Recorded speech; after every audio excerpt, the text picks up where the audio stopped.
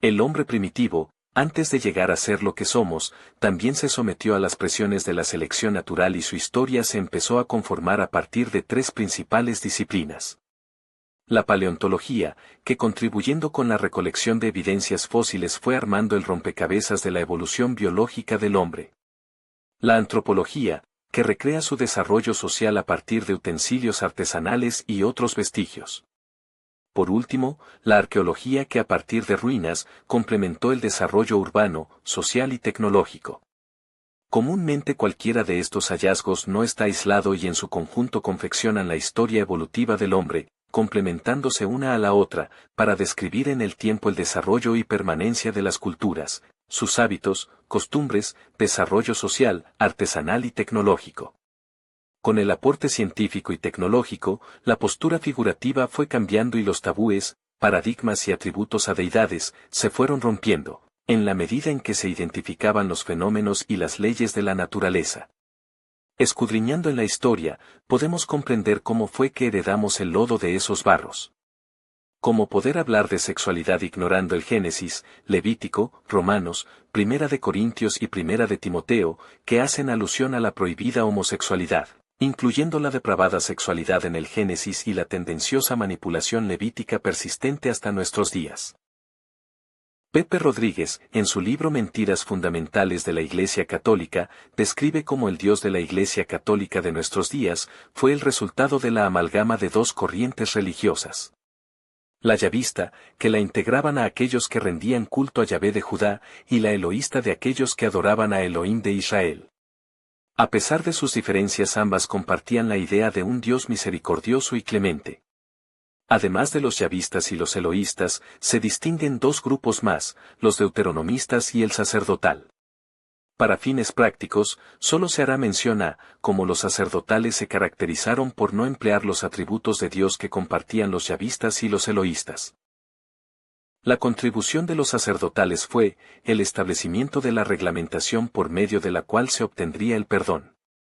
Y a que no adivinan cómo, pues nada más y nada menos que, a través de ellos, como el único vínculo con Dios. Pácatelas. ¿En qué momento nos convertimos en los corderos de la manada que les dio poder? ¿Y de qué manera se han asegurado de no perder a su rebaño? Chingá.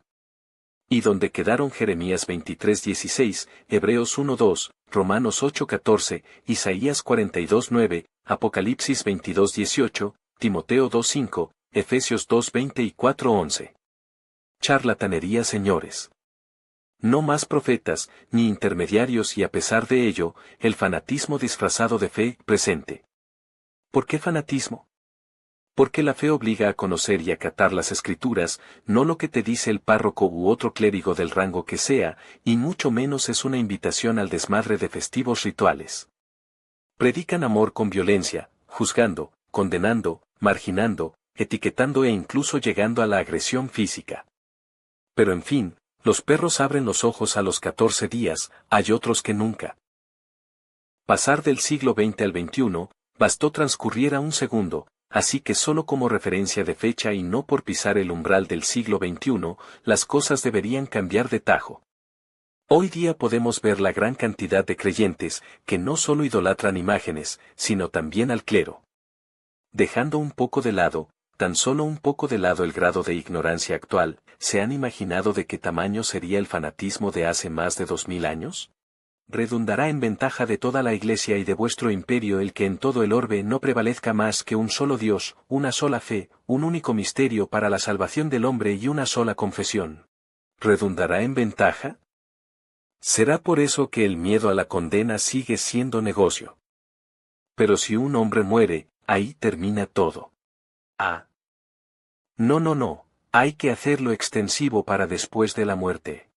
Pero a ver, hagamos una pausa.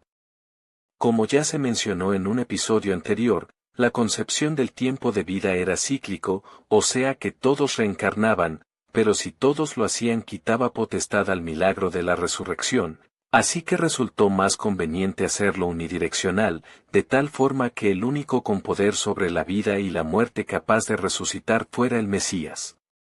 Ops. Me quedé en las mismas. No, a ver, ¿qué espera? Es que será Jesús quien vendrá a juzgar a vivos y muertos. Pues qué ociosidad, venir a juzgar muertos cuando se supone los buenos ya están con él y los malos en el infierno. ¿A juzgarlos de qué?, me pregunto. ¿Que acaso el diluvio no erradicaría el mal de mundo, pues al parecer no se logró? Pero en el segundo intento sí, o no, por eso Jesús murió en la cruz por nuestros pecados. Según los curas no, ellos siguen hostigando con el juicio final. Uy. Esto de los juicios es como los exámenes parciales, cuando crees haber pasado aún te falta el examen final. Ya veo, ya. Sin amenaza no hay miedo, sin miedo no hay control. Cada quien con su cada cual, cada loco con su tema o cada chango a su mecate.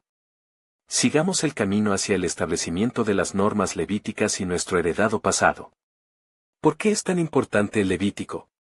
Porque de todos los pecados como las perforaciones, tatuajes y desnudez entre otros, pareciera han dejado de ser pecado o haber perdido importancia. Pero no así con la homosexualidad. Bien. Por allá del 1720 a.C., cuando el pueblo judío migró a Egipto y en el que según la Biblia permaneció 430 años, bajo un estado de sometimiento que hacía efímera su independencia. Este pueblo elegido por Dios hasta entonces olvidado por él, no era una perita en dulce, lo suyo no eran las acciones pacifistas, se caracterizaban más por la soberbia y la falta de humildad que, a la salida de Egipto conquistaron Canaán, Jericó, Ahí, Jase, Siquelm y la región de Galaad. Aunque presuntuosamente la Biblia mencione haber conquistado Canaán por intervención divina, hay evidencias que indican que más bien se trató de una transición socioeconómica. No obstante, los jeroglíficos de la estela de Merenta, perteneciente a la época de Ramsés II, 1213 a 1204 a.C., describen el triunfo egipcio sobre Canaán, con una considerable baja en el pueblo de Israel. Otra inconsistencia, de acuerdo con el éxodo bíblico con referencia en Primera de Reyes 4:1, ubica al suceso fuera de tiempo, por ahí del siglo IV a.C. Palo tras palo, les llovía sobre mojado. Años sometiendo el orgullo y la dignidad, privados de libertad, albergando rencores en su corazón, anhelando con ansias la esperanzada intervención de su Dios para que, mediante un catastrófico fenómeno natural, borrara a sus opresores, paganos e infieles de la faz de la tierra. Ante tal anhelo, ¿por qué Dios no ha intervenido de la misma forma que lo hizo en Sodoma y Gomorra? ¿Acaso se le dio carpetazo y el castigo quedó pendiente, porque se preparaba la llegada de Jesús? Quien de hecho llegó a pintar su raya, lo de Dios a Dios y lo del César al César. O sea, desde hoy en cuestiones mundanas Dios ya no tomará partido. Sopas. Eso debió doler. La importancia de ver las cosas en su contexto histórico nos permite entender el pensamiento y la moral de la época en la que cada cultura ha ajustado sus dioses a conveniencia. En el trasfondo de la transición, de un dios guerrero y bélico a otro todo amor, fue porque el primero resultaba conveniente al pueblo hebreo que andaba de guerra en guerra, pero ante el sometimiento del Imperio Romano, la rebeldía no era bien vista, así que se reinventó la faceta de pacifista de Dios. Estaba en juego la frustrada, impotente y desatendida súplica y Jesús no tomaría partido en cuestiones bélicas. Así que, para resolver el predicamento, inventaron la figura de Satanás, usada por Mateo en el Nuevo Testamento como elemento de temor y castigo. Aunque desde Adán y Eva ya se identificaba la figura del mal, se aprovechó la figura de Jesús materializado como el Hijo del Hombre, atenuante que, al ser palpable de carne y hueso, Dios dejaba de ser un ente. Para luego es tarde, que personifican al mal en la figura de Satanás. Con la figura de Satanás la religión se ajustó a la dualidad del bien y el mal contemplada en las religiones orientales. Pero con esto surgió otro problema, el catolicismo era monoteísta. Solo debía haber un Dios, imposible la existencia de un Dios bueno y otro malo. Así que el problema se solucionó con la historia de Lucifer, el malo, el soberbio y el rebelde. Como hojarasca y polvo en una ventisca, ubicados en una geografía influenciada por culturas politeístas como Asiria, Babilonia, Persia, Egipto, Mesopotamia, Grecia, Sumeria, Caldea, Fenicia e Hindú, resultaba lógico que las señalaran como paganas, rechazando sus prácticas religiosas. De tal forma que, para asegurar la integridad de su monoteísmo, compendiaron en el Levítico las normas sacerdotales que garantizaran no fueran desvirtuadas ni corrompidas. Al parecer, por los constantes viajes hacia Canaán, el pueblo judío tenía inevitables tratos con sus pobladores. Moradores que fornicaban en pos de sus dioses y para dar cumplimiento al dicho popular juntos, pero no revueltos, en nombre de Dios se marcaron límites y elaboraron normas, prohibiendo la prostitución al culto, no inclinarse ante Dios ajeno ni hacer alianzas con los paganos. Los cananeos, en el culto a sus dioses, para la fertilidad practicaban rituales que implicaban actos sexuales. Mientras tanto, los judíos con una concepción del mundo donde solo existían ellos y los otros, en su intento por definirse distintos a los demás, acumularon en el Levítico prohibiciones y abstinencias, los rituales con ofrendas y sacrificios, la expiación de culpas y pecados, la gastronomía animal, las prácticas sanitarias y profilácticas, la natalidad, el pudor y la sexualidad entre otras. Una referencia muy directa de la relación sexo-culto se lee en Deuteronomio 23, 17 a 18, no habrá ramera entre las hijas de Israel, ni habrá sodomita entre los hijos de Israel. No traerás la paga de una ramera ni el precio de un perro a la casa de Jehová tu Dios por ningún voto, porque abominación es a Jehová tu Dios tanto lo uno como lo otro. A, la, ca, sa, de, Jehová. Pues ¿qué creen?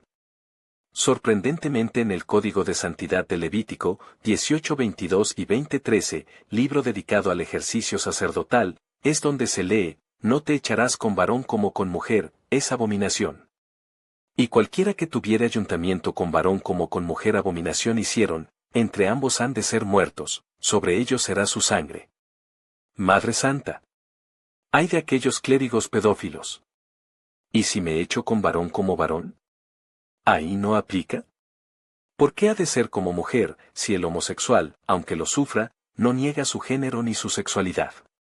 Que da derecho a los heterosexuales para etiquetar, sojuzgar y condenar a lo que es diferente y no logra comprenderlo. Si cada quien es libre de pensar, sentir y amar como su sentimiento, alma y espíritu se lo demanda y reconforte. ¿A quién dañan? Ahora bien, en cuanto a la referida abominación, esta proveniente de la palabra hebrea toevá, cuya frecuencia de su uso en Ezequiel, está más relacionada con la idolatría y la prostitución al culto que, con la malintencionada idea de condenar a la homosexualidad. Un ejemplo actual de esto es, el valerse de una santa investidura para conseguir favores sexuales. ¿Por qué el Levítico condena con la pena capital a la homosexualidad masculina y tolera la femenina? 1. ¿Será acaso porque los sacerdotes eran hombre y no mujeres?